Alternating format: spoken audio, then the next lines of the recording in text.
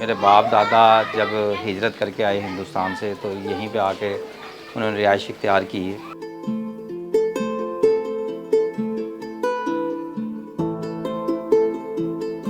यहाँ के मकानात ऐसे बहुत पुराने हैं, हिंदुओं के ज़माने के हैं।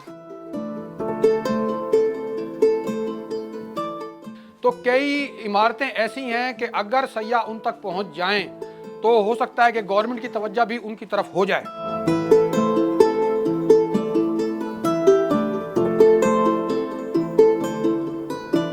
अब ये सूरत हाल है कि एक तो मोहब्बत इतनी है, बाप दादा ने के साथ यहीं पे हम रहे हैं, यहीं से सब कुछ शादियाँ भी हुई हैं, मेरी शादी और मेरे बच्चे भी हैं।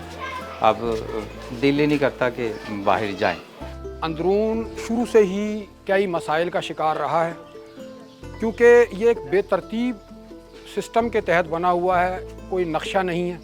यहाँ कूड़ा करकट पड़ा है, सफाई का इंतज़ाम नाकिस है, नालियाँ टूट फूट का शिकार हैं, बिजली के तार बिखरे रहते हैं, उनसे कई तरह के हादसात का ख़तरा रहता है। कई दफ़ा हुए भी हैं, कई हादसात हुए हैं, दीवारें गिर जाती हैं, मकानात की हालत खस्ता है।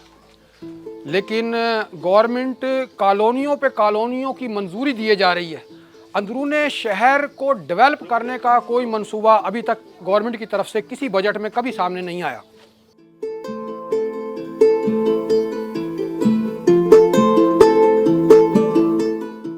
अंदरूने शहर एक तारीखी हैसियत भी रखता है, इसमें कई यादगार इमारतें भी हैं, उनकी मरम्मत भी ज़रूरी है ताकि जब कोई यहाँ पे सयाह आए तो वो देखे।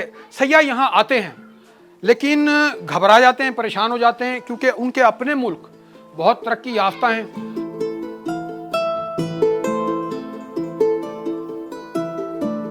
अंदरून शहर कभी भी तरक्की नहीं कर सका, मरम्मतें हो जाती हैं लेकिन मामलात सुधर नहीं पाते। गरीब आबादी जो है वो यहाँ रहती है, तो जिसकी वजह से माशी तौर पर वो कमज़ोर हैं।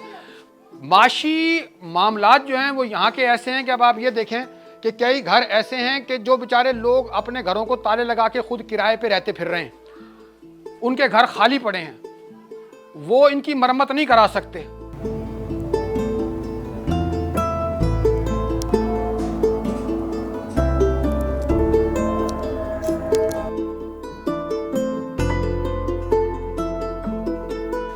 अगर हमें हुकूमत कोई सपोर्ट करती है कि यहाँ से हम निकल सकें तो हम इसके ऊपर हमें खुशी होगी। बाकी हालात सब के ऐसे हैं कि यहाँ से अगर हम बेचकर या कुछ भी करके निकलते हैं तो आगे नहीं लेने की हिम्मत ताकत किसी में है, वरना हर किसी के अंदर नहीं।